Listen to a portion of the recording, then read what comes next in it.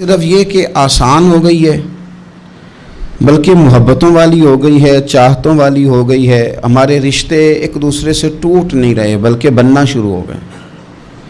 تھوڑا سا صبر بہت ساری چیزوں کو ٹوٹنے سے بچا لیتا ہے. قرآن مجید کی جو آیت کریمہ میں نے تلاوت کی یہ سورہ آل عمران کی آخری آیت ہے. اللہ تعالیٰ نے فرمایا یا ایھا الذین آمنوا اصبروا وصابروا، اے ایمان والو صبر کرو صابر بنو.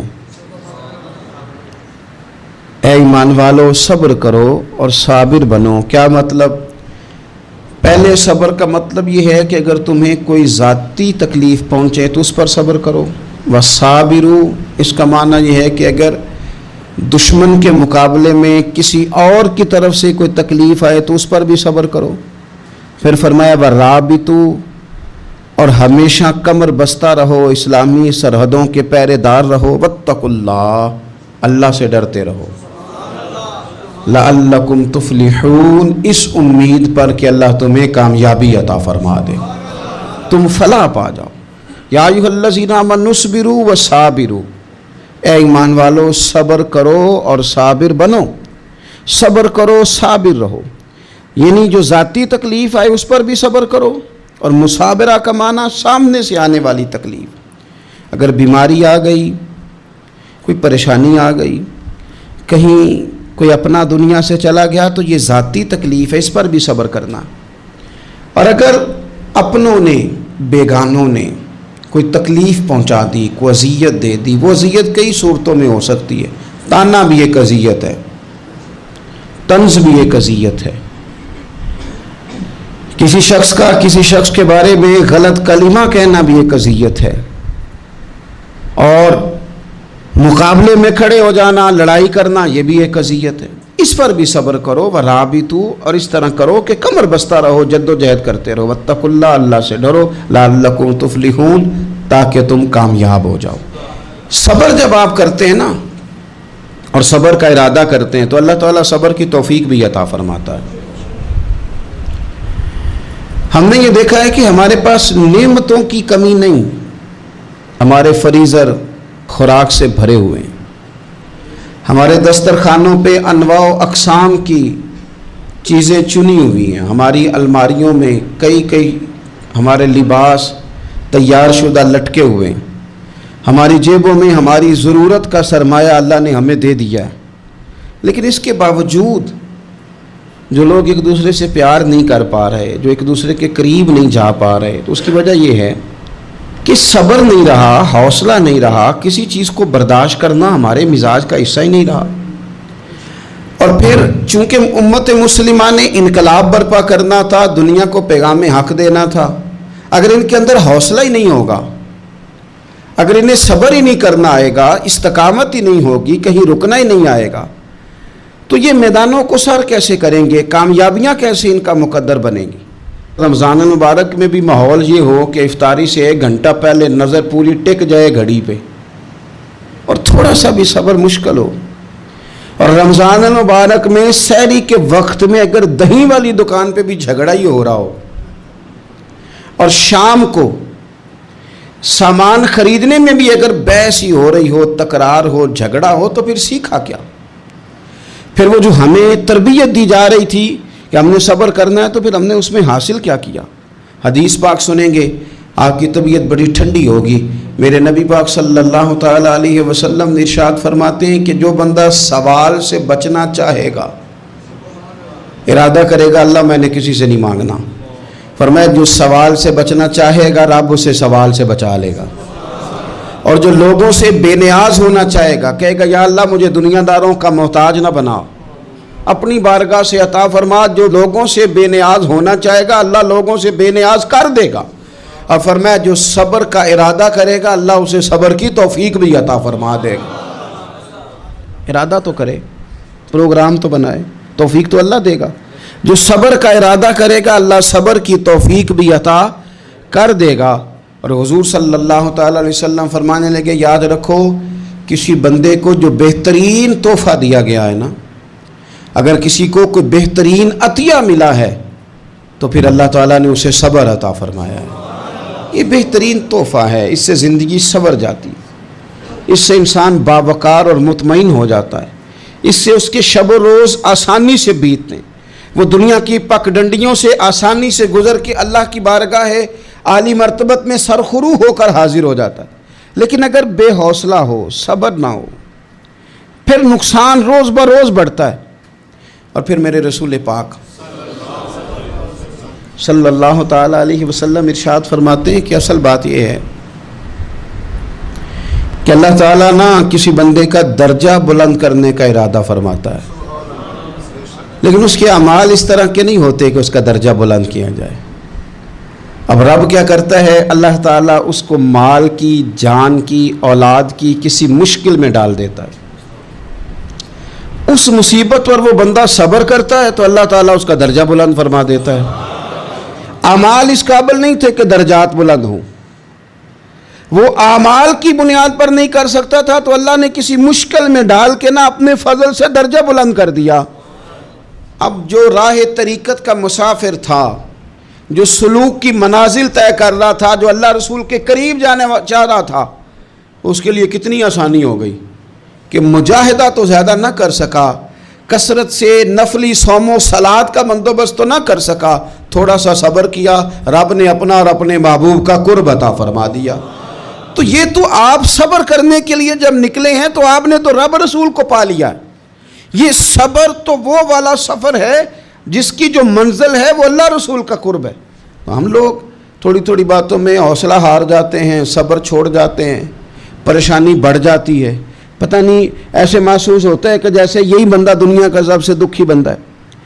تو ایک تو یہ کہ ذاتی حیثیت سے صبر کرے، ایک یہ کہ پھر دشمن کا جب مقابلہ ہو، آمن نصبرو و صابرو، آپ کا جب مقابلہ سامنے کسی کے ساتھ ہو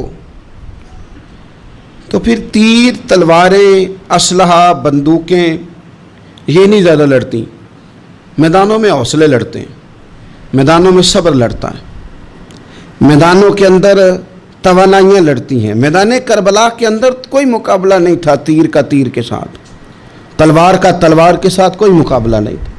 میدان کربلا کے اندر ظلم کا صبر سے مقابلہ تھا، فتح کے ڈنکے یزید نے بجائے تھے، جشن ابن زیاد نے منایا تھا، لیکن قیامت تک اللہ نے جو فتح عطا فرمائی ہے تو وہ حسین ابن علی کے صبر کو عطا فرمائی، وہ سیدنا امام علی مقام کے صبر کو ملی۔ عزیز بھائی، صبر ہی ہمیشہ فاتح ہوتا ہے، صبر ہی جیتا کرتا ہے، صبر ہی کامیابیاں دیتا ہے، نتیجے صبر کے نکلتے ہیں، صبر کے حوصلے کے نتیجے ہوتے ہیں۔ ہماری جلد بازی ہمیں شکست خوردہ کر دے گی، ہمارا حوصلہ نہ ہونا ہمیں ہرا دے گا، ہم کمزور پڑ جائیں گے اگر ہم بے حوصلہ ہو جائیں گے۔ سنو، میرے نبی پاک علیہ السلام نے تربیت کی، حضور اپنی امت کو درس دیتے ہیں، حضور فرماتے ہیں پہلے تو کوشش ہی نہ کرو کہ تمہاری دشمن سے لڑائی ہو، اس چکر میں ہی نہ پڑو کہ لڑائی ہو۔ مسلمان امن والے ہیں، یہ پرامن لوگ ہیں، یہ امن پسند ہیں، یہ داعی امن ہیں، یہ معاشرے میں مومن ہونا امن کی علامت ہے۔ فرمایا پہلے تو یہ پروگرام ہی نہ بناؤ کہ تمہاری لڑائی ہو، اور فرمایا پھر اگر ہو جائے نا تو پھر صبر کے ساتھ مقابلہ کرو، پھر ڈٹ کے مقابلہ کرو، اور پھر یاد رکھو کہ یہ جو جنت ہے یہ تلواروں کے سائے میں ہے، جنت تلواروں کے سائے میں تمہیں ملے گی۔ پھر ڈٹنا سیکھو۔ پہلے تو بات یہ کہ تم یہ ارادہ ہی نہ کرو لڑائی، اور اگر کبھی ہو جائے وہ لوگوں کو بتاؤ کہ ہیں ہم پرامن لوگ، پر دین کے لیے کھڑا ہونا ہو تو پھر ہم سے زیادہ کسی کو کھڑا بھی نہیں ہونا آتا، پھر ہم سے زیادہ کسی کے پاس طاقت بھی نہیں۔ حضرت مولا علی شیر خدا رضی اللہ تعالیٰ عنہ کے زمانے میں کفر کے ساتھ ایک جنگ ہو رہی تھی، تو کافروں نے نا جاسوس بھیجے کہ یار پتہ تو کرو مسلمانوں کی تیاری کس طرح کی ہے۔ تو جاسوس واپس جا کے کہنے لگا سمجھ کوئی نہیں آئی ان کی، وہ تو راہب قسم کے لوگ ہیں، صوفی قسم کے لوگ ہیں، وہ تو کٹے ہوئے ہیں دنیا سے، مسلوں پہ بیٹھ جاتے ہیں، رات کو تو لگتا ہے دنیا سے تعلق ہی کوئی نہیں، لیکن سویرے اٹھ کے میدان میں تلوار لے کے نکلتے ہیں تو لگتا ہے ان سے بڑا مجاہد ہی کوئی نہیں۔ یہ عجیب لوگ ہیں کہ رات کو مسلح پہ بیٹھے ہیں تو لگتا ہے کٹ گئے دنیا، یہ صوفی لوگ ہیں، درویش ہیں، یہی مسلمان کی شان ہے. ہو ہلکا یاراں تو برے شم کی طرح نرم, رزم حق و باطل ہو تو فولاد ہے مومن. ادھر آ ستمگر ہنر آزمائیں, تو تیر آزما ہم جگر آزمائیں. ہم تجھے اپنا حوصلہ بتاتے ہیں کتنا, دیکھ ہمارے حوصلے سے ٹکرا کے دیکھ یہ کتنا طاقتور اور مضبوط ہے. تو عزیز بھائی, اگر زندگی میں آپ کو صبر کرنا آ گیا, میں بڑے دنوں سے یہ عنوانات بیان کر رہا ہوں, اور آج تو خصوصی طور پر رمضان شریف کے اس جمعے میں اپیل کرنا چاہتا ہوں آپ سے کہ کمزور باتیں کرنی چھوڑ دیں, مایوسی کے جملے اپنی زندگی سے نکال دیں. ہم مسلمان ہیں. آپ بیمار ہو گئے ہیں تو یہ بھی خدا کا فضل ہے, گناہ معاف ہوں گے. اگر اللہ تعالیٰ نے فقیر بنا دیا, غریبی آ گئی ہے, تو یہ بھی فضل ہے, امیروں سے پہلے جنت میں جائیں گے. اگر اللہ تبارک و تعالیٰ نے کسی جگہ آپ کو مکان نہیں دیا اور دوسرے کو دے دیا ہے, تو آپ وہ لوگ ہیں جو عظیم سنت ادا کر رہے ہیں سیدنا بلال حبشی کی. اگر کسی جگہ کوئی کمزوری آ گئی ہے, کوئی پیچھے رہ گئے ہیں, تو یہ خدا کا فضل ہے. اللہ تعالیٰ نے چاہا ہمارے لیے جو فیصلہ, تو ہم اس پہ راضی ہیں.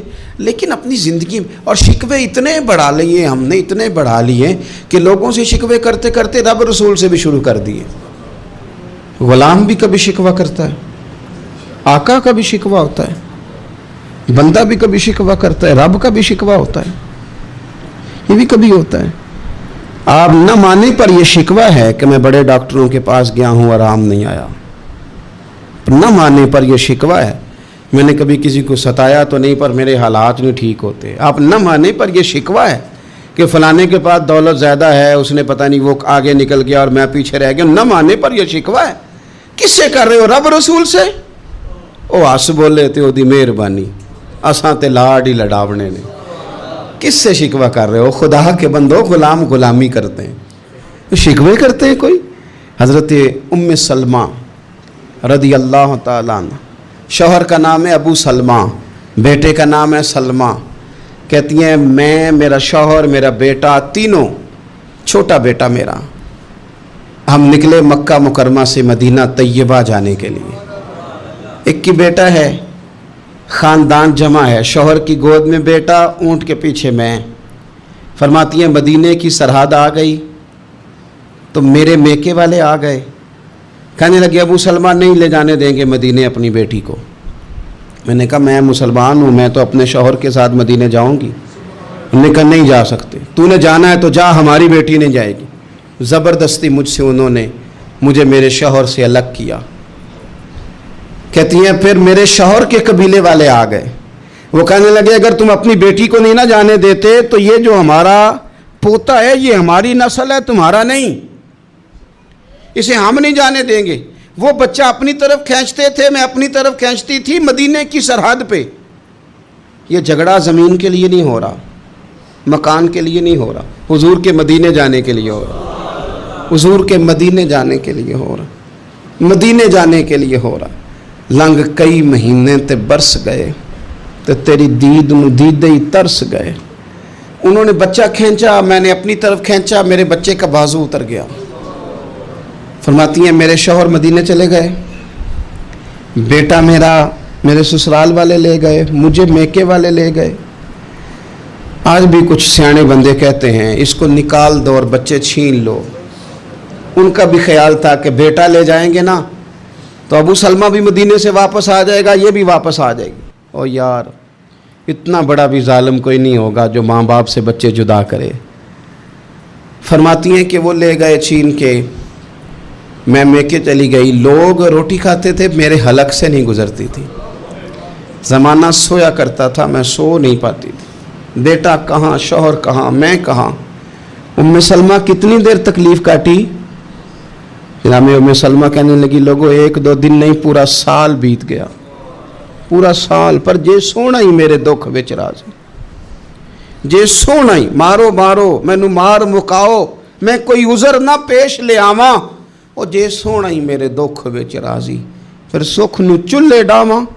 فرمایا سال بیت گیا, لوگ صبح اٹھ کے کام کاج پہ لگ جاتے, کپڑے بدلتے, ڈیوٹیاں کرتے, اور میں سویرے اٹھ کے اس جگہ آ جاتی جہاں میرا شوہر اور میرا بیٹا بچھڑا تھا. میں سارا دن روتی آہوزاری کرتی، حضور کے مدینے کی طرف منہ کر کے میں تڑپتی۔ سال بیت گیا، سال، ایک ہفتہ نہیں نکلتا بچوں کے بغیر۔ بڑے بڑے سیانے لوگ پردیس جاتے ہیں تو بچوں کی فوٹو دیکھ دیکھ کے روتے ہیں، لیکن کہتی ہیں ماں تھی، بیٹا بچھڑا اور پھر بیٹا بیمار ہو اور ماں سے جدا ہو، کتنی تکلیف کا منظر ہے۔ آپ فرماتی ہیں کہ ایک سال بیت گیا اور میں نے کسی کی منت نہیں کی، میں نے کوئی شکوہ نہیں کیا، اس لیے کہ جس حال میں رب و رسول رکھیں۔ یہ حوصلہ، یہ صبر، یہ توانائی۔ ایک سال کے بعد میرے چچا کا بیٹا میرے پاس سے گزرا، تڑپتے دیکھ کر کہنے لگا میری بہن تو سارا دن روتی رہتی ہے۔ تو میں نے کہا بھائی تمہیں کیا بتاؤں، اس کا شوہر چلا جائے، بیٹا جدا ہو جائے، وہ کیا کرے گی؟ فرماتے اس نے جا کے میرے باپ سے، اپنے والد سے، میرے خاندان والوں سے کہا اس کی سزا کب ختم ہوگی؟ اس غریبنی کا قصور یہ ہے کہ یہ مدینے والے کا کلمہ پڑھتی ہے، اس کی غلطی یہ ہے کہ یہ مسلمان ہو گئی ہے، دین حق قبول کر لیا ہے، کیوں نہیں تم خیال کرتے؟ کہتے ان کے دل نرم ہوئے، وہ رضامند ہوئے مجھے مدینے جانے پہ۔ پھر اس نے کوشش کی میرے سسرال پیغام بھیجے، کب بس کرو، اور بچہ تو چڑیا کا جدا ہو جائے تو وہ تڑپا کرتی ہے، اور تم نے ایک جیتی جاگتی ماں کا بیٹا جدا کیا ہے۔ وہ بھی نرم ہوئے، رب نے اسباب بنائے، میرا بیٹا مجھے ملا۔ کہنے لگے تو رہ جا، میں نے کہا نہیں، تم مسلمان نہیں ہو، تمہیں پتہ نہیں نا، میں یہاں نہیں رہ سکتی، مجھے مدینے ہی جانا ہے۔ اکیلی اتنا سفر، جنگلوں کا رستہ، پہاڑی رستہ طے کر لو گی؟ میں نے کہا میں کر لوں گی۔ جنوں ویک کے ٹھر دیاں اکھیاں نے تو جنوں ویک کے ٹھر دا سینہ ہے، ربا تیری ساری خدائی چ ایک کی تشہر مدینہ ہے۔ کہتی میں اونٹ پہ بیٹھی، بیٹا میں نے گود میں بٹھا لیا، میں سفر کرنے لگی، پر دل میں کھٹکا تھا کہ اتنا لمبا سفر، بیٹا چھوٹا ہے، کیسے کروں گی؟ کہتے مجھے عثمان بن طلحہ مل گئے، کہنے لگے کہاں جا رہی ہو بہن؟ میں نے کہا مدینے۔ کہنے لگے اکیلے جاؤ گی؟ میں نے کہا جانا تو ہے نا، کوئی ساتھ چلے نہ چلے پر شہر رسول تو جانا ہے نا۔ آپ فرماتی ہیں میں نے عثمان بن طلحہ سے نیک بندہ کوئی نہیں دیکھا، میرے اونٹ کی لگام تھام لی۔ جب مجھے اونٹ پہ بٹھاتے تھے نا، اونٹ بٹھا کے چلے جاتے تھے، میں بیٹھ جاتی تھی تو آ کے لگام تھامتے تھے۔ جب کہیں مجھے اتارتے تھے تو اونٹ بٹھا کے چلے جاتے تھے، میں اتر جاتی تھی تو اونٹ کو باندھتے تھے۔ سونا ہوتا تھا تو اونٹ بٹھا دیتے، میں اتر جاتی، وہ دور جا کے لیٹ جاتے۔ فرماتی تھی پھر میرے لیے میرے رب نے اسباب پیدا کیے اور میں مدینہ پہنچی، میں شوہر سے ملی، اور لوگوں میرے نصیب دیکھو، میں رہنے کہاں لگی؟ حضور کے مدینے میں، شہر رسول میں، شہر اے پائے نظر ہوش میں آ، یہ کوہ نبی ہے۔ میں حضور کے حرم کی زمین اور قدم رکھ کے چلنا، ارے سر کا موقع ہے او جانے والے، مدینے کے خطے خدا تجھ کو رکھے، غریبوں فقیروں کے ٹھہرانے والے۔ کہتی ہے میں وہاں بسنے لگی۔ آپ فرماتی ہیں مسلمانوں، شاید مجھ سے زیادہ تکلیف کسی نے نہ سہی ہو، پر دیکھو ایک سال پورا میں تکلیف میں رہی، اور جب میرا صبر سال کو پہنچا، صبر کی عمر ایک سال ہوئی، تو پھر رب نے بندوبست کیا، پھر میرے گھر والے بھی نرم ہو گئے، سسرال والے بھی نرم ہو گئے، رب نے میرے آنے جانے کے لیے ایک بندے کا بندوبست بھی فرما دیا، پھر میرا شوہر تک بھی میں پہنچ گئی، مجھے مدینہ الرسول بھی نصیب ہوا۔ ایک سال میں نے صبر کیا تھا، رب نے مجھے مستقل مدینے کا ٹھکانہ عطا فرما دیا۔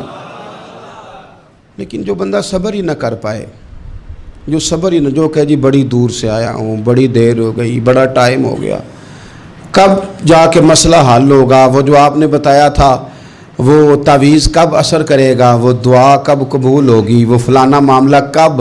بھئی یہ ڈیٹ تو آپ کو رب رسول ہی دے سکتے ہیں، بندہ تو کوئی اطلاع ہی دے گا، پیغام ہی دے گا، دعا ہی کرے گا۔ اگر زندگی میں حوصلہ ہی نہیں ہوگا، اگر آپ کو یہ قرار ہی نہیں آئے گا، ٹھہرنا ہی نہیں آئے گا کسی میدان میں۔ دیکھیں کچھ ایسی اذیتیں ہوتی ہیں جو اذیت ناک ہوتی ہیں، لیکن اگر غلامی میں آ جائے نا آپ تو وہ اذیت ناک نہیں ہوتی، اس چبن میں مزہ آنے لگتا ہے۔ کئی درد بھی مزیدار ہوتے ہیں، کئی درد بھی، کبھی زخم ٹھیک ہونے پہ آ جائے نا تو اسے چھیڑو تو مزہ آتا ہے، اس لیے کہ کچھ درد بھی مزیدار ہوتے ہیں۔ آتش سے کسی نے کہا تو روتا بڑا ہے، اس نے کہا محبوب کی یاد میں تڑپتا ہوں، ابھی تو ایک دل ہے، میرے تو خواہش تھی کبھی دو ہوتے نا تو صحیح کر کے تڑپتا. رب نے دل ایک بنایا, کہتا وہ مزہ دیا ہے تڑپنے کہ میری آرزو ہے یا رب میرے دونوں پہلوؤں میں دل بے قرار ہوتا. درد میں بھی مزہ ہے, پر شرط یہ ہے کہ لوگ درد میں بھی جینا سیکھیں. ہم نہ آرام میں جینا چاہتے ہیں, پنکھے کے نیچے جینا چاہتے ہیں. کاش کہ ہمیں صحرا میں بھی نیند کا مزہ لینے کا طریقہ آئے, پھر زندگی کے سارے راستے آسان ہیں, پھر ایک راہ بھی مشکل نہیں. لیکن چونکہ حوصلہ نہیں, صبر نہیں, وہ والا قرار نہیں جو ایک مسلمان سے رب رسول کا مطالبہ ہے. حدیبیہ کے موقع پہ نا نبی پاک صلی اللہ علیہ وسلم نے جو شرطیں کافروں کے ساتھ طے کی تھی نا, حضور نے نور بصیرت سے کی تھی نا, تو انہی شرطوں نے پھر فتح کے باب کھول دیے. ان فتحنا لک فتحا مبینا. ایک شرط یہ تھی کہ اگر کوئی مسلمان مدینے سے مکے آئے گا تو مکے والے واپس نہیں کریں گے, رکھ لیں گے. پھر غور کریں, کوئی مسلمان اگر مدینے سے مکے آئے گا تو مکے والے واپس نہیں کریں گے, اور اگر کوئی بندہ مسلمان اپنے آقا کی مرضی کے بغیر مسلمان ہو جائے اور وہاں سے وہ مدینے آئے گا تو حضور پناہ نہیں دیں گے. تو میرے بھائی, محبوب کی طرف سے آنے والا نہ صرف سوکھ ہی نہیں قبول کرنا چاہیے, دکھ بھی قبول کرنا چاہیے, دکھ بھی قبول کرنا چاہیے.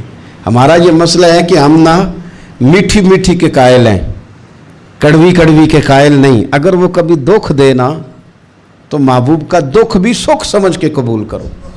ہاں اس کی طرف سے کانٹا ہے کبھی تو اسے پھول سمجھ کے قبول کرو. وہ چبھے گا نہیں, انشاءاللہ مزہ ہی دے گا. وہ قبول تو کرو نا. تو اب حضرت ابو بصیر رضی اللہ تعالیٰ عنہ ایک صحابی تھے, ایک تو حضرت ابو جندل رضی اللہ تعالیٰ عنہ تھے نا, تو وہ تو حدیبیہ میں آ گئے.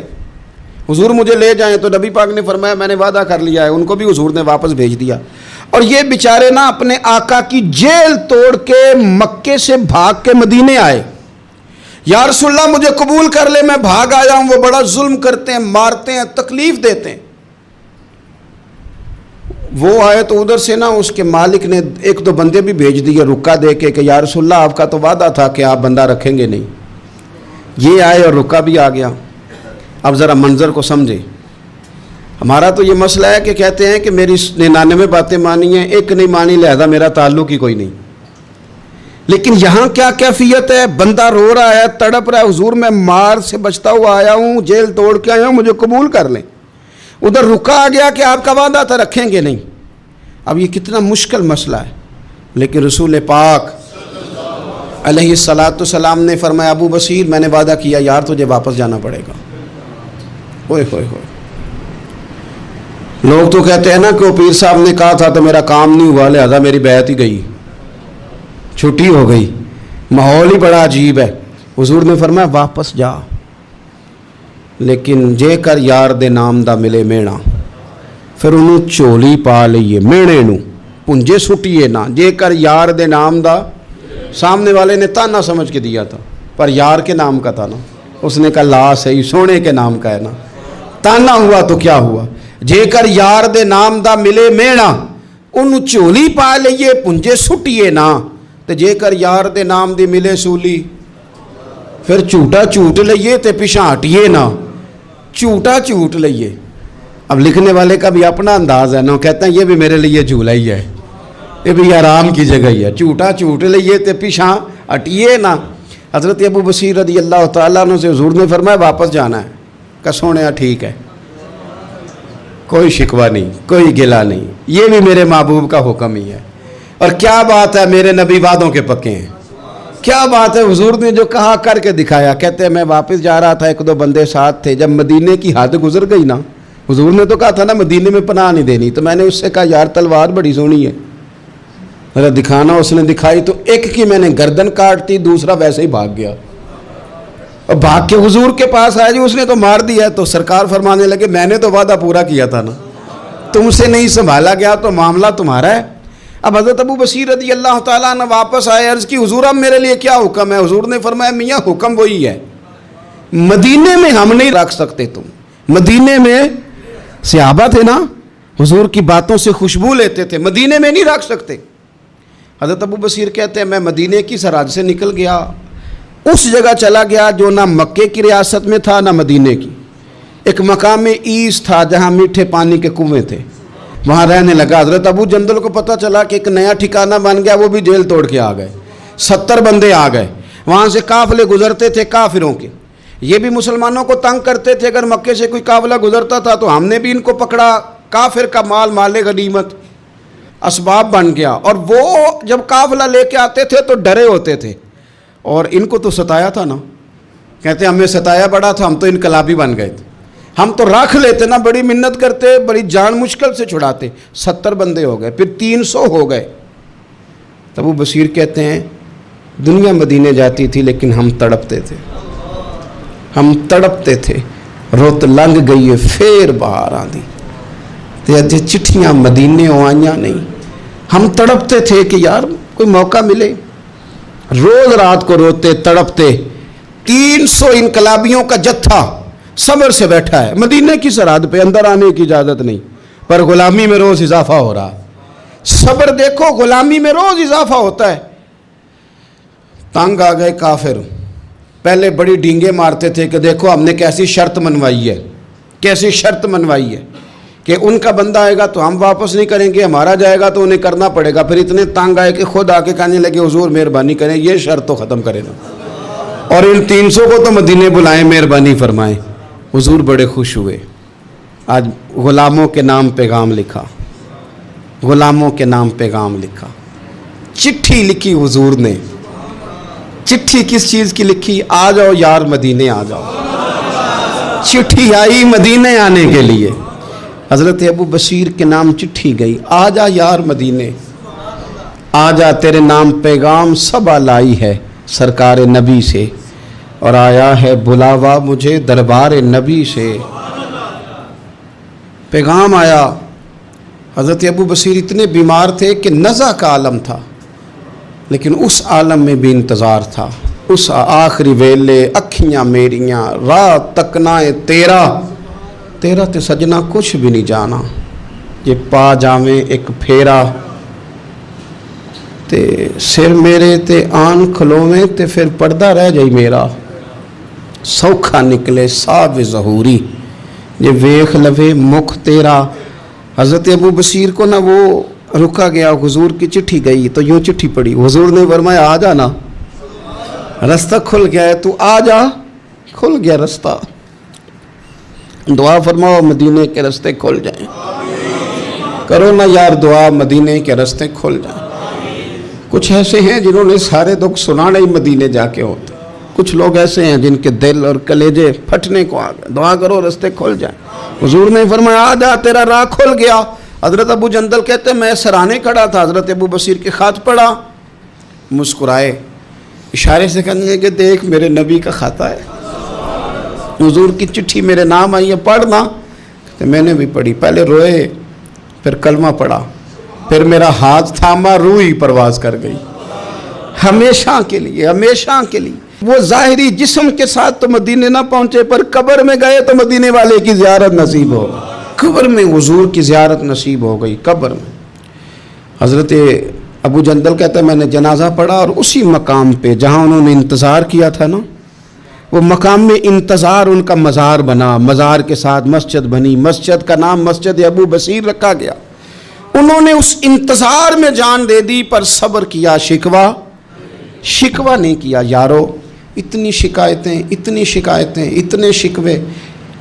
ایک بات میرا اور کرنے کو دل کر رہا ہے۔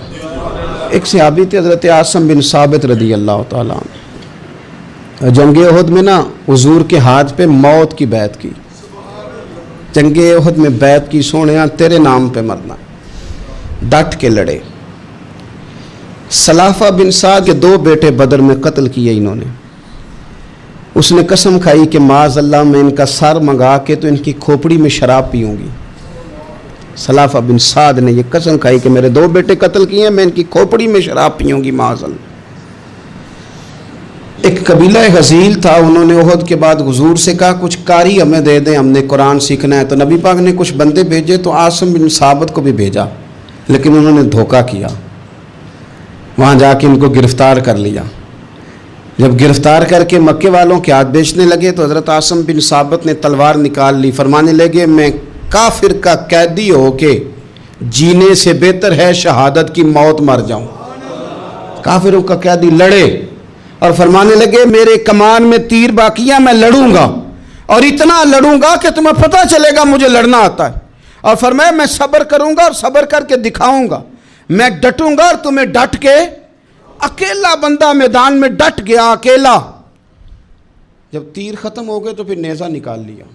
ये बात आपको इसलिए समझा रहा हूं कि कुछ लोग कहते हैं जी मैं अकेला क्या करूं, तो ये आखिर में याद रखें कि सब्र आपने करना है चाहे अकेले भी रह जाएं, हौसला करना है चाहे अकेले भी रह जाएं।